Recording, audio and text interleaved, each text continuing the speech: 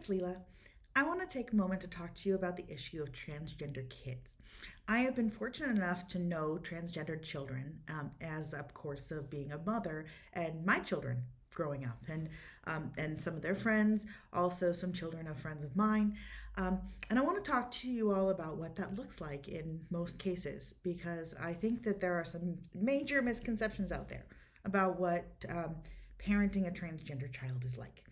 So I will preface this with a lot of the folks that are my friends as adults, including my spouse, are who are genderqueer, have experiences as children of understanding their gender was not what was assigned, of feeling out of place in that respect, and frankly, of acting out in performative ways having to do with their gender. For example, putting on their sister's clothes, feeling very effeminate when they're in a masculine body, or vice versa, of what we sometimes call tomboy behavior, like being a more masculine girl.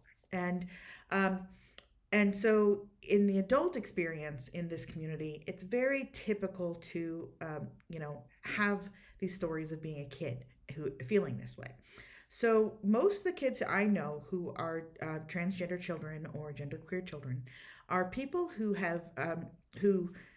are kids who are being asked what their pronouns are being asked what their gender identity is, and are giving an answer that is not the answer of mainstream expectation. So, um, these kids sometimes are just, without even being asked, volunteering that information. But, in my community, in my little local cultural bubble, it is typical to ask a person, what are your pronouns? What is your gender identity? How do you want me to address you? And and so a kid might respond with, my pronouns are he, him, or my pronouns are they, them. And the kind of standard response to that is, okay, I'll use those pronouns, but with the understanding that that can change whenever. So most genderqueer kids that I have known are using pronouns that do not fit with their gender at birth, or using gender neutral pronouns by preference. And some of them are choosing to go by names. And their parents, as a whole, now every parent parents differently. There are differences in how we all approach this.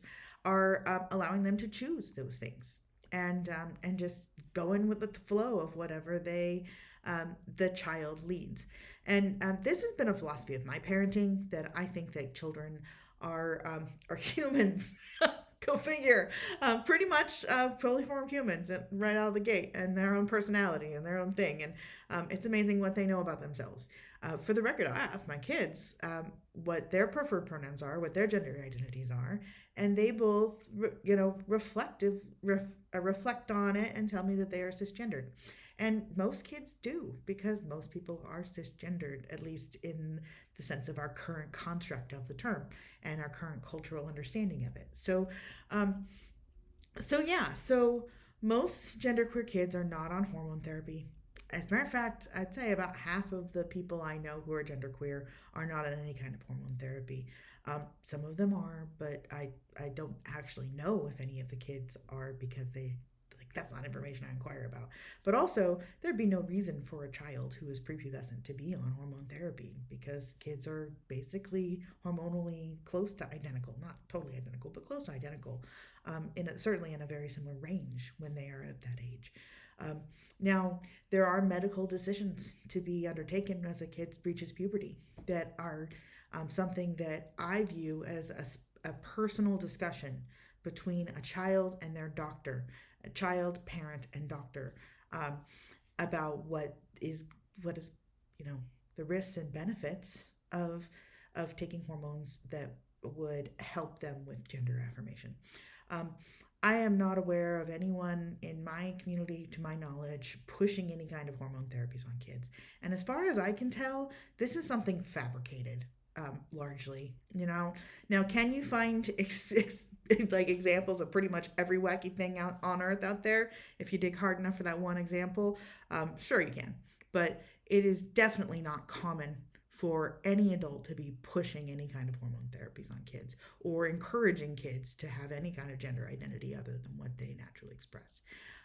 This is frankly a myth and a lie.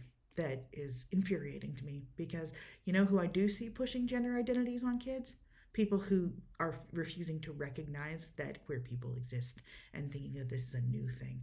And frankly, there are a lot of very harmful things that I've seen in terms of telling little girls how they should be girls and um, telling little boys what is manly and how they should be boys and just putting that idea on a kid.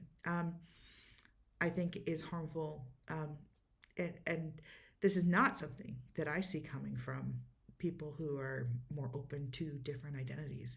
It is something that I see and have felt. I mean, I'm a very cisgendered woman. I consider myself almost hyper feminine in some ways, but I personally have experienced harm from people telling me what a girl is and what a woman should do and what a good girl shouldn't do. And I think those ideas are outdated and wrong. Um, so, anyway, that's just my perspective on genderqueer children and about how I see that playing out in my community. Just one final thought to leave you on this. Uh, Generally, people who are dealing with kids who are genderqueer are not treating that as an identity that is fixed and solid and immovable. They're treating it as something that is the child's choice and a way to respect their individual autonomy. So, I've absolutely known kids who were genderqueer who chose to use pronouns that did not fit with their assigned gender at birth, who then decided to go back to the pronouns of their assigned gender at birth with no negative consequences from their family or friends for doing that. Just an understanding of, oh, great. Well, now we'll start using your the she her pronouns for you. Thanks for letting me know. Um, I personally do not see any harm in that, and I see a world of good to be had from that. So that's just my 2 cents. Thanks very much, and have a great day.